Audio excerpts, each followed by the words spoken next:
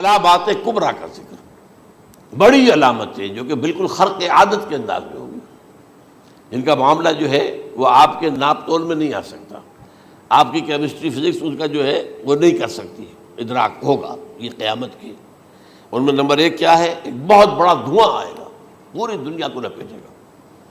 Number دو، دجال کا ظہور ہوگا، جو اپنی خدائی کا دعویٰ لے کر آئے گا اور بنوائے گا۔ اس کے ہاتھ میں ہو جائیں گے، قبضے میں ہو جائیں گے سارے ذرائع پیداوار کے۔ اس کی طرف بھی پہلا قدم اٹھ چکا ہو، ٹرپس کے نام سے معاہدہ ہو چکا ہے۔ کوئی ملک اپنا بیج پیدا نہیں کر سکتا ہو، یہ بیج ہم نے ڈیولپ کیے ہیں۔ ان کے ڈیولپمنٹ سے پہلے تم ایک ایکڑ سے کتنی گندم لیتے تھے، آج کتنی لے رہے ہو؟ کس بنا پر؟ جینیٹکس کا جو کام ہم نے کیا ہے اس کی بنا پر ہو رہا۔ ہاں تو ہمارا حق ہے، اس کی رائلٹی ہمارے پاس آنی چاہیے۔ لہذا صرف ان اداروں سے، ملٹی نیشنل سے خریدا جائے گا بیج، اور بیج بھی وہ دیں گے وہ کہ جس سے جو فصل اگے گی وہ بیج نہیں لا سکتی، وہ بیج کا کام نہیں کر سکتی۔ جیسے آپ کو معلوم ہے کہ آپ کے ہاں جو گوشت کھایا جاتا ہے مرغے کا، تو مرغا وہ جو ہے اس میں مرغا ہو یا مرغی ہو، اس کے اندر کوئی وہ کیفیت ہی نہیں ہے۔ ان کے انڈے جو ہے ان سے آپ بچے حاصل نہیں کر سکتے، ہے تو انڈا، دیکھنے کو تو انڈا ہے، لیکن وہ بنڈا جو ہے اس سے بچہ تو نہیں حاصل کر سکتے۔ ایسے ہی وہ گندم کا بیج دیں گے، نظر آئے گی گندم، لیکن اس کے اندر وہ صلاحیت نہیں ہے کہ اس سے جو فصل اگے گی اس کا نتیجہ جو ہے وہ بھی آپ لے سکیں۔ یہ ہونا ہے، اللہ جانے، قدم اٹھ رہے ہیں ادھر۔ پھر یہ ہے کہ دابۃ الارض، زمین سے ایک حیوان نمودار ہوگا، زمین شق ہوگی۔ ابھی میں کہہ رہا ہوں خرق عادت ہے، یہ چیزیں وہ نہیں ہیں جو ہماری کسی حساب کتاب میں جو باتیں پہلے آئی ہیں وہ تو حساب کتاب میں آ رہی ہیں، ساری سمجھ میں آ رہی ہیں، ساری چیزیں مشاہدہ ان کا ہو رہا ہے۔ لیکن یہ ہے کہ دابۃ الارض، یہ کہتے ہیں کہ کوہ صفا، اس میں تو نہیں ہے حدیث میں، کوہ صفا پھٹے گا اور اس میں سے ایک حیوان دابہ وہ ظاہر ہوگا، تو اسی لیے فرمایا ہے وَإِذَا وَقَعَ الْقَوْلُ عَلَيْهِمْ أَخْرَجْنَا لَهُمْ دَابَّةً مِّنَ الْأَرْضِ تُكَلِّمُهُمْ، تو ہم اندر سے پیٹ کے چیر کر زمین کے پیٹ کو ایک حیوان کو برآمد کریں گے جو انسانوں سے بات کرے گا، گفتگو کرے گا۔ نمبر 4، طلوع الشمس من المغرب، یہ بھی خرق عادت۔ سورج تو طلوع ہوتا ہے مشرق سے، غروب ہوتا ہے مغرب میں، لیکن اس وقت معاملہ الٹا ہو جائے، یعنی جو کائنات کے اندر جو گڑبڑ ہوگی کچھ سمجھ میں بات آتی ہے کہ یہ معاملہ جو ہے یہ تو اس پورے سولر سسٹم کو اگر بدل دیتے ہیں تو مشرق مغرب ہو جانا، مغرب مشرق ہو جانا، یہ سمجھ میں آنے والی بات ہے۔ اس کے بعد ہے عیسیٰ ابن مریم کا نزول، جس کے بارے میں آج میں نے گفتگو کی ہے تفصیل سے۔ یہ نزول ہونا ہے، یہ علامات قیامت میں سے حضور نے بیان فرمایا ہے، اور قرآن مجید کی جو اصطلاحات ہیں اس کے حوالے سے میں نص قطعی جو ہے وہ میں آپ کے سامنے رکھ چکا ہوں۔ پھر یاجوج ماجوج کا ایک معاملہ ہے، یہ میں ابھی اس وقت زیادہ اس پر بات نہیں کر سکتا۔ حضرت عیسیٰ علیہ السلام کے نزول کے بعد دو کام ہوں گے، یہودیوں کا قلع قمع ختم، تمام یہود، ایک کام تو یہ ہونا ہے، اور نمبر 2 عیسائیت کا ختم ہو جانا۔ عیسائیت کی نفی کر دیں گے، بھائی تم مجھے خدا کا بیٹا بنائے بیٹھے ہو، میں تم خدا کا بیٹا نہیں ہوں، میں تو اس کا بندہ ہوں، رسول ہوں، میں نے تم سے کب کہا تھا کہ مجھے خدا کا بیٹا بناؤ۔ نمبر 2 یہ کہ وہ خنزیر کو قتل کر دیں گے، یعنی یہ تم نے خنزیر کب سے کھانا شروع کر دیا؟ میں تو تم کو نکاح اجازت دے کر گیا تھا، یہ تو شریعت موسوی میں حرام تھا، اور میں کہہ کر گیا تھا کہ یہی شریعت تم پر لاگو رہے گی، ہاؤ کم؟ تم نے کیسے یہ؟ آج بھی بہت سے رومن کیتھولکس جو ہے وہ سور نہیں کھاتے، وہ اس میں ہے ان کے اندر کچھ نہ کچھ بات جو ہے جو حضرت عیسیٰ کی تعلیمات کا کچھ اثر ان کے ہاں ہے۔ میں تو ایک مرتبہ، یہ 1971 کی بات ہے، 4-5 دن کے لیے برسلز میں رکا تھا، اس لیے کہ وہاں مجھے ایک صاحب نے خط لکھا تھا کہ وہاں ایک نوجوان ہے، ابھی اس ایمان لایا ہے، اور اس کے کچھ مسائل ہیں، ہم کوشش کر رہے ہیں ان کے مسائل حل کریں، آپ بھی جا رہے ہیں۔ میں انگلینڈ جا رہا تھا تو واپسی پر آپ ان کے یہاں چند دن ٹھہرے، میں حیران ہوا، ویسے اس نے مجھے اپنے گھر ٹھہرایا نہیں، اس لیے کہ ماں باپ تو اس کے کرسچن تھے، اور پولیس کا چیف آفیسر اس کا باپ تھا، چیف آف پولیس فورس۔ اس نے مجھ سے ایک دن کھانے پہ بلایا، میں ہوٹل میں ٹھہرایا مجھے، اس نے کہا آپ اطمینان سے یہاں کھانا کھائیں، اس گھر میں نہ آج تک کوئی شراب کی بوند آئی ہے اور نہ ہی کوئی بوٹی آئی ہے سور کی. Roman Catholics. اب اکلوتا بیٹا تھا یہ عبدالعزیز نے بعد میں نام رکھا. وان کینٹر اس کا نام تھا جو کہ اوریجنل تھا. پھر اس نے نام رکھا عبدالعزیز وان کینٹر. پرانا نام بھی بہرحال رکھا. نہایت خوبصورت. 28 سال کی عمر تھی اور اس وقت میں نے دیکھا تھا کہ اس کی فقہی معلومات جو ہے میری معلومات سے 10 گنا زیادہ. اس کی وجہ کیا ہے؟ وہ گیا تھا موراکو میں ایز اے ٹیچر ملازمت کرنے، پیسہ کمانے. وہاں وہ مسلمانوں سے اس کا ہوا رفت ضبط ہوا، اسلام کی تعلیمات سامنے آئی، اسلام لے آیا. اب اکلوتا بیٹا ہے اور ماں باپ جو ہے کرسچن کیتھولکس. جب وہاں سے واپس آیا تو پھر کہتے ہیں کہ ہمارے درمیان ایک معاہدہ ہے، وی آر لیونگ ٹوگیدر، لیکن یہ معاہدہ ہے ہم مذہب پہ بات نہیں کریں گے، بس باقی جو بھی ہے وہ ساتھ رہ رہے ہیں. لیکن میں حیران ہوا، مجھے معلوم نہیں تھا. اچھا اس کے بعد اس نے جب اسلام کا فیصلہ کیا تو اس کے سامنے سوال آیا کون سی فقہ اختیار کروں. تو اس نے بڑی جو ہے تھورو اسٹڈی کی ہے تمام فقہوں کی، کمپیریٹو اسٹڈی. ان کو کرنے کے بعد پھر فائنل فیصلہ اس کا یہ تھا کہ حنبلی فقہ میں اختیار کروں. چاروں فقہوں میں سب سے لیٹسٹ حنبلی ہے، یعنی حنفی نمبر 1، پھر مالکی نمبر 2، پھر اس کے بعد شافعی نمبر 3، پھر یہ امام احمد ابن حنبل ہے. اور امام احمد ابن حنبل کے زمانے تک احادیث بہت بڑے پیمانے پر جمع ہو چکی تھی، جبکہ ابھی حضرت امام ابو حنیفہ کے زمانے میں کوئی اتنا زیادہ جو ہے حدیث کا بھی ذخیرہ نہیں بنا تھا. اسی پر تو لوگ حیران ہوتے ہیں کہ زیادہ حدیث امام ابو حنیفہ کے علم میں نہیں تھی، لیکن مجال ہے کہ ان کا کوئی فتویٰ جو ہے کتاب اور سنت کے خلاف ہو. اگرچہ انہوں نے صاف کہا کہ اگر تم پاؤ کوئی ایسی سچی حدیث، پختہ حدیث جو میری کسی رائے کے خلاف ہو تو میری رائے کو دیوار پر دے مارنا اور اس صحیح حدیث کی پیروی کرنا. لیکن ویسے اس کے بعد یہ کمال یہ ہے کہ بہت ہی کوئی شاذ معاملہ ہے کہ جس میں ان کا کوئی فتویٰ وہ کتاب و سنت کے منافی ہو یا سنت کے منافی ہو. کتاب پہ تو سوال پیدا نہیں ہوتا، کتاب تو ساری ان کے سامنے موجود تھی. اس کے بعد یہ ہے کہ یاجوج ماجوج اصل میں بتا رہا تھا آپ کو کہ جب عیسائیت بھی ختم ہو گئی، یہود ویسے ختم ہو گئے، استیصال ہو گیا، جڑ کٹ گئی. اب عیسائیت گویا کہ اسلام میں ضم ہو گئی.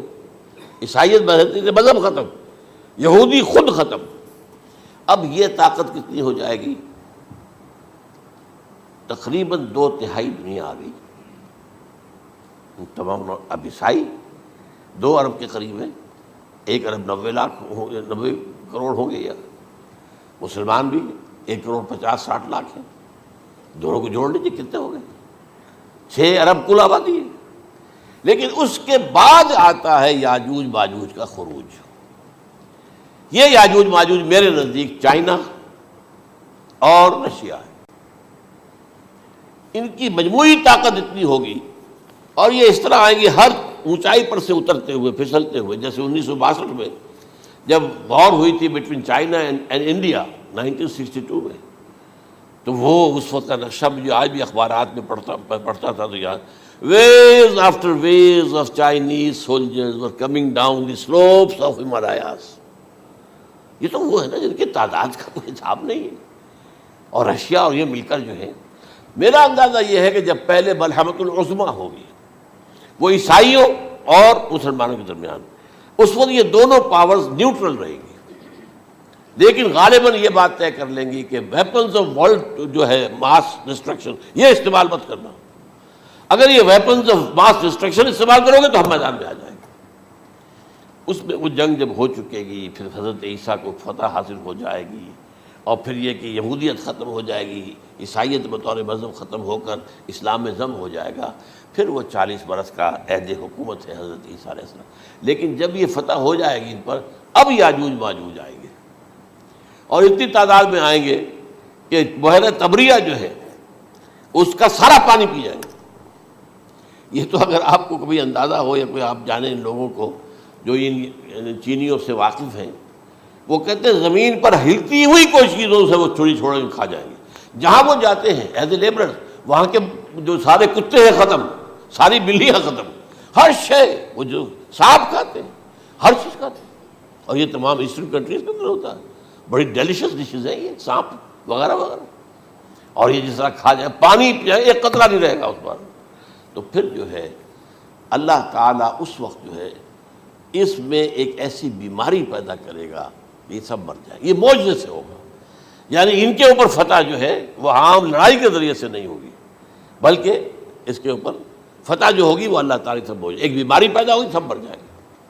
اور اس کے بعد اللہ تعالیٰ ایسے پرندے بھیجے گا بڑی لمبی لمبی گردنوں والے، وہ ان سب کو کھا جائیں گے. جیسے ہمارے ہاں گدھ ہوتے ہیں وہ ان کو صاف کر دیں گے. ورنہ تو یہ ہے کہ پوری دنیا کے اندر جو بدبو اور جو پیدا ہوتا معاملہ اس سے، تو اس نوع انسانی کی بقا ممکن نہیں تھی. ان کے خاتمے کے بعد پھر یہ ہوگا کہ حکومت اسلامی جو ہے پوری دنیا میں حضرت مسیح علیہ السلام کی ہوگی. 45 برس وہ رہیں گے. اسی میں وہ کہلن بھی آ جائے گا، وہ فی المہد و کہلن جو میں نے شروع میں بیان کیا تھا. اسی میں پھر یہ ہے کہ وہ شادی بھی کریں گے، ان کی اولاد بھی ہوگی. اور پھر ان کا انتقال ہوگا تو حضرت حضور صلی اللہ علیہ وسلم کے حجرے میں، وہیں پر جہاں حضور اور ابو بکر اور عمر رضی اللہ تعالیٰ عنہم دفن ہیں، وہیں پہ ان کو دفن کیا جائے گا. اور قیامت کے دن حضور فرماتے ہیں کہ میں اور یہ تینوں ساتھ نکلیں گے. تو یہ ہے والات و واقعات. بہرحال اس میں یہ ہے کہ یہ نوٹ کر لیجئے کہ جہاں تک ہمارے ہاں آج کل کا معاملہ ہے، میرے نزدیک میں یہ کہنے پر مجبور ہوں، جو رفع و نزول مسیح کو نہیں مانتا وہ کم سے کم منکر حدیث ضرور ہے. میں اس سے کم کا فتویٰ نہیں دے سکتا. اب یہ ہے کہ جو لوگ مہدی کو نہیں مانتے ان کا معاملہ میں مختلف سمجھتا ہوں. چند منٹ لے رہا ہوں آپ کے، اور اس لیے کہ ان کی حدیثیں صحیحین میں نہیں ہیں، بخاری مسلم میں نہیں. اور یہ کہ بہرحال ان کا معاملہ جو ہے وہ ایسا نہیں ہے حضرت عیسیٰ کا. حضرت عیسیٰ کے آنے کا جو کچھ ہوگا وہ تو میں نے آپ کے سامنے بیان کر دیا. لیکن یہ ہے کہ حضرت مہدی ہمارے نزدیک اس میں خرق عادت کوئی ہے ہی نہیں. جیسے ہر صدی کے مجدد ہوتے ہیں، آخری صدی کے مجدد وہ ہوں گے، اور میرے نزدیک یہی آخری صدی ہے، اور اسی میں حضرت مہدی کا ظہور ہو جانا. سعودی عرب میں کوئی خانہ جنگی ہوگی کسی بادشاہ کے انتقال پر، اور پھر اس وقت یہ ظاہر ہوں گے. اس وقت ملک کے حالات کو سنبھالنے کے لیے لوگ ان کو زبردستی نکالیں گے، چھپے ہوئے ہوں گے ایک گھر میں. یہ حضرت ام سلمہ رضی اللہ تعالی عنہ کی روایت ہے کہ ایک بادشاہ کے انتقال پر یہ خانہ جنگی ہو جائے گی، اور ایک شخص مدینے سے بھاگ کر مکے میں چھپ جائے گا. یہ تو ہے ان کے الفاظ، میں توجیہ کر رہا ہوں. یہ لوگ ان کی طرف دیکھ رہے ہوں گے کہ یہ جو وقت آیا ہے فتنے کا ہماری قوم پر، ہمارے ملک پر، تو ان کی شخصیت ایسی ہے کہ یہ بیچ میں آئیں، صلح صفائی کرائیں، اور وہ جو ہے اس ذمہ داری سے بچ کر بھاگیں گے اور جا کر مکے میں چھپ جائیں گے. پھر لوگ انہیں تلاش کر کے نکالیں گے اور زبردستی ان کے ہاتھ پر بیعت کریں گے، ورنہ وہ اتنے بڑے منصب کو. اور پھر یہ بھی ہے، ایک حدیث میں آتا ہے یصلحوا فی لیلۃ واحدہ، ایک رات میں ان کی مکمل اصلاح کر دیں گے. یعنی اگر کوئی تھوڑا بہت نقص اور عیب کوئی ہوا بھی، کوئی کمی کوتاہی ہوئی بھی، تو اللہ تعالیٰ ایک رات میں اصلاح کروا دیں گے. لیکن ہمارے نزدیک اس قدر کوئی خرق عادت ہے ہی نہیں. البتہ جو کہتے ہیں اہل تشیع، وہ خرق عادت ہے کہ ان کے 12ویں امام جو ہے وہ بچپن ہی کے اندر اس خوف سے کہ جو بنو عباس بادشاہ ہیں وہ ان کو قتل کر دیں گے، تو وہ ایک غار میں چھپا دیے گئے.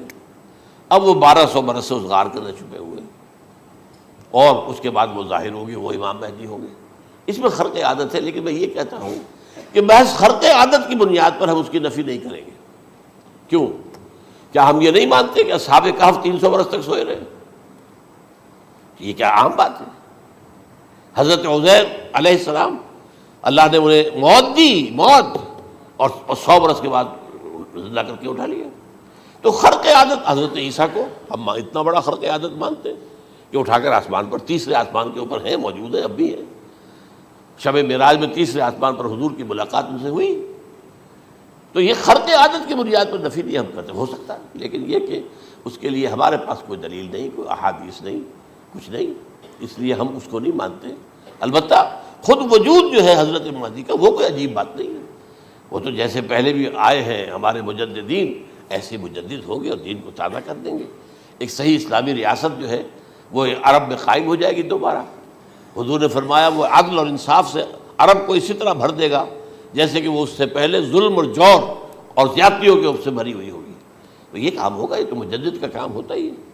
اس حوالے سے لیکن بہرحال میں نے پھر بھی کہا کہ اگر احادیث کی کمزوری کی وجہ سے کہ صحیح عین میں نہیں ہے، اگر کوئی شخص انکار کرے تو مجھے کوئی اعتراض نہیں ہے، ٹھیک ہے، لیکن جو حضرت عیسیٰ کے نفع سماوی اور حضرت عیسیٰ کے نزول کا انکار کرتا ہے وہ کم سے کم، میں انہیں اور آگے کوئی فتویٰ نہیں دیتا کہ وہ کافر ہو گئے یا یہ ہو گیا یا وہ ہو گیا، لیکن منکر حدیث کے لائن میں تو وہ لازماً کھڑے ہو